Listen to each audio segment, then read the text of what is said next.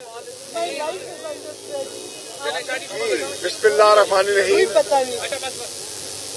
जैसे कि आपके इल्म में है कि आज चेयरमैन इमरान खान साहब ने अपनी पार्टी की सीनियर लीडरशिप का एक इजलास बुलाया। 26 नवंबर का जो इज्तिमा था और उस पर जो उनका एक अवामी जो हमने रद्द-ए-अमल देखा लोगों का, पाकिस्तान के दूर उफ्तादा इलाकों से, पाकिस्तान के तूल अर्ज से, चारों सूबों से, आज़ाद कश्मीर, गिलगित बल्तिस्तान से जो लोग वहां कसीर तादाद में, लाखों की तादाद में जमा हुए, वो इमरान खान से एक उम्मीद वाबस्ता करके आए थे और इमरान खान साहब ने उन्हें एक पैगाम देकर वहां से रुखसत किया और वो पैगाम बड़ा वाज़ेह था। वो पैगाम था कि हमें अपनी ज़ात से, अपनी जमात से ये वतन ज्यादा अजीज है। हम कोई ऐसा कदम नहीं उठाएंगे जिससे पाकिस्तान को, पाकिस्तान के आईन को या जमहूरी निज़ाम को नुकसान पहुंचे, लेकिन हमें एहसास है कि पाकिस्तान की आवाम पर आज क्या गुजर रही है और उनकी ख्वाहिश क्या है। और जो लेटेस्ट ओपिनियन पोल सामने आए हैं उससे भी वाज़ेह होता है कि पाकिस्तान की आवाम की ये एक राय है कि हल, मुल्क के मसाइल का हल नए इंतखाबात हैं। वाहिद जमहूरी आईनी हल नए इंतखाबात हैं। चुनाचे उन्होंने कहा कि मैं आईन और जमहूरी रास्ते को अपनाते हुए जो मेरे अख्तियार में है, मैंने बहुत समझाने की कोशिश की, मैंने बहुत मौके दिए, अपोजिशन से भी बात की और कहा, उनको पैगामात मुख्तलिफ अंदाज में गए।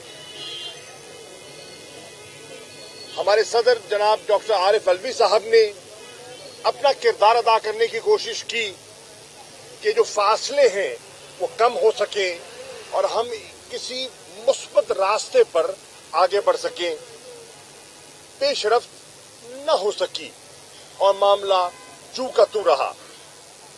इस कैफियत को देखते हुए मैंने बहसीयत चेयरमैन पीटीआई के इमरान खान साहब ने ये फैसला किया कि जो उनके अख्तियार में है वो कदम उठाएं और उन्होंने ऐलान किया कि मैं मशावरत के साथ बहुत जल्द खैबर पख्तूनख्वा और पंजाब की असेंबलियां जो मेरे अख्तियार में हैं मैं तहलील कर दूंगा ताकि नए इंतखाबात की एक फिजा जो है वो हमवार की जा सके।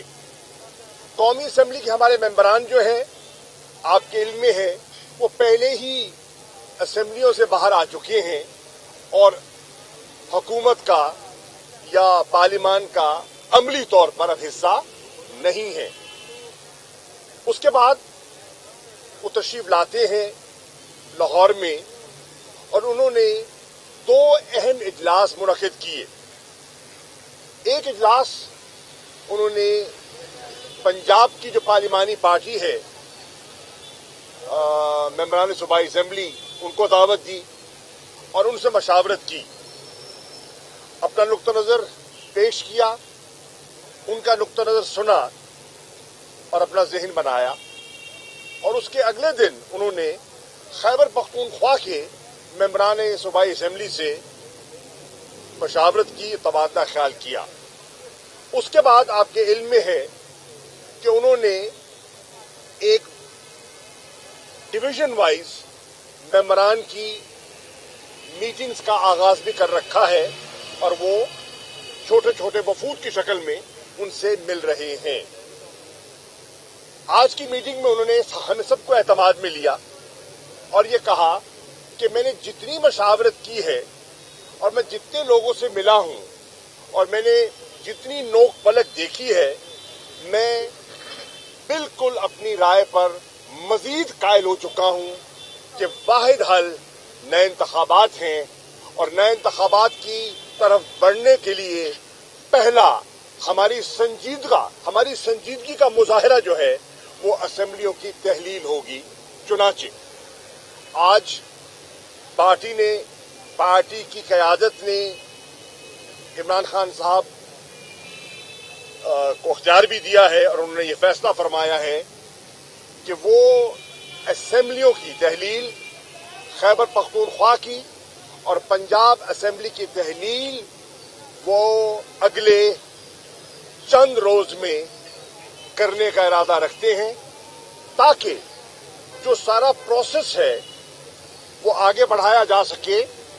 اور ہماری خواہش ہے کہ اگر وفاقی حکومت پی ڈی ایم کی ابھی بھی وہ اپنے مفادات کو ملک کی مفادات پر ترجیح دینا چاہتے ہیں اور جنرل الیکشن کی طرف نہیں بڑھنا چاہتے اور ملک کو مزید ڈبونا چاہتے ہیں تو یہ ان کا فیصلہ ہے۔ ہماری خواہش ہے کہ پنجاب میں اور خیبر پختونخوا میں ماہ رمضان سے پہلے الیکشنز کا پروسیس مکمل ہو چکا ہو اور حکومتیں معرض وجود میں آ چکی ہوں۔ اب اس کو آپ سامنے رکھ لیں تو آپ کو یہ بالکل واضح ہو جائے گا کہ عمران خان کی خواہش ہے کہ اسمبلیوں کی تحلیل میں تاخیر نہ کی جائے۔ یہ انہوں نے آج اپنا ذہن جو ہے اپنی سینئر لیڈرشپ سے انہوں نے اس کا اظہار کر دیا۔ دوسری بات جو انہوں نے کی ہے اور سب نے اس کی تائید کی ہے اور وہ ہے تیزی سے بگڑتی ہوئی ہماری معاشی صورتحال۔ سب کی رائے تھی اور اسد عمر صاحب یہاں ہمارے ماہر بھی ہیں، معیشت کو مجھ سے بہتر سمجھتے ہیں۔ ان سب کی رائے ہے کہ حکومت کے پاس کوئی پلان نہیں ہے۔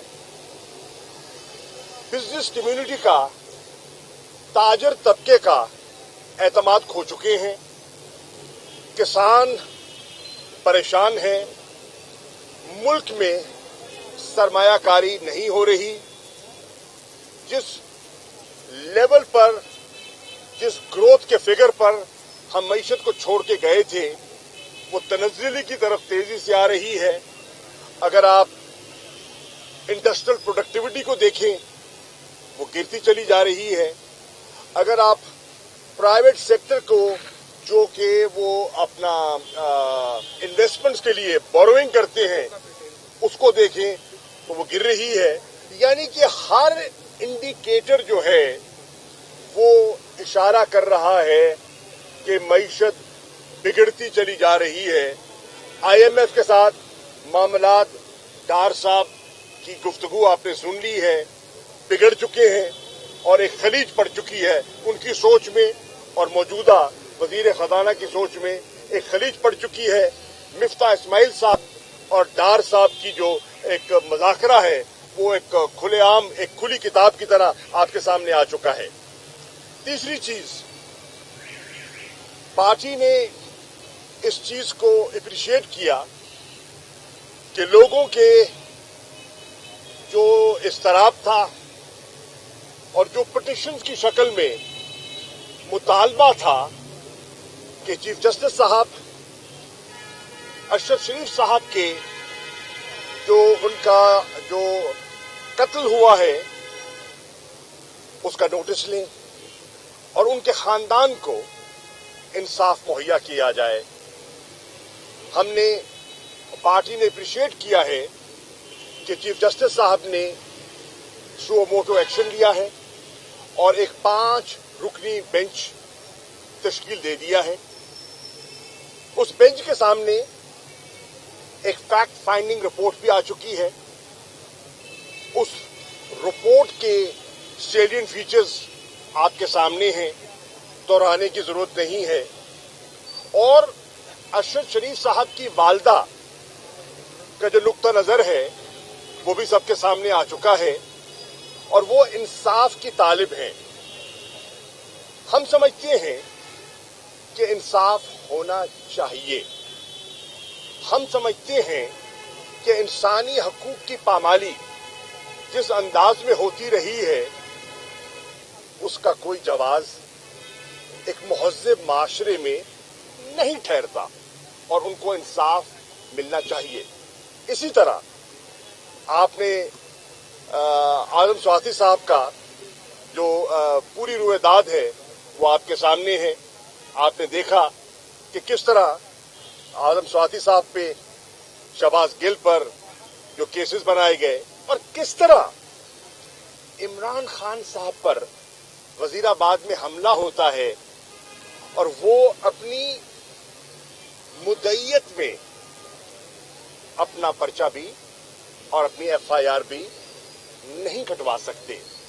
ये बहुत संजीदा मामलात हैं जिस पर हमारी कौम को, हमारी सिविल सोसाइटी को, हमारी जुडिशरी को और जितने स्टेक होल्डर्स हैं उन्हें संजीदगी से सोचना चाहिए, क्योंकि अगर ये एतमाद का फुकदान बढ़ता चला गया वो मुल्क के लिए नुकसानदेह होगा। हम एक जिम्मेदार जमात हैं, हमारी वफाकी सोच है, हमारी जमहूरी सोच है। हम आईनी किरदार के अंदर रहते हुए अपनी बात को आगे बढ़ाना चाहते हैं। हम हरगिज कोई ऐसा कदम नहीं उठाना चाहेंगे जिससे मुल्क को नुकसान हो या मुल्क के किसी इदारे को नुकसान हो या किसी इदारे की तज़हीक हो। हम हरगिज ये नहीं चाहते। हम चाहते हैं अगर पिछले 7-8 माह में अगर कोई खलीज पैदा हुई है, अगर कोई बदगुमानियां जन्म लिया है और उसकी बहुत सी वजूहात हो सकती हैं, तो हम आइंदा आने वाले दिनों में इस किस्म की कॉन्फिडेंस बिल्डिंग करें कि वो खलीज कम हो सके, उसमें इजाफा ना हो, वो कम हो सके और मुल्क जो है इस हैजानी कैफियत से बाहर आ सके। ये मेरा चौथा पॉइंट था। जी डॉक्टर साहब, आप कुछ कहना चाहें तो आप कहें। जी, मैं ये अरशद शरीफ की वालदा का जो खत है जो उन्होंने आज लिखा सुप्रीम कोर्ट को, जो अपनी रिक्वेस्ट भेजी है, हम समझते हैं हमारी पार्टी का ये मौकफ है डिस्कशन के बाद कि उनको इंसाफ मिलना चाहिए। और जो पीटीआई के रहनुमाओं की जानिब से इस वक्त प्रेस कॉन्फ्रेंस की जा रही है जिसका कुछ हिस्सा आपने लाइव मुलाहिजा किया।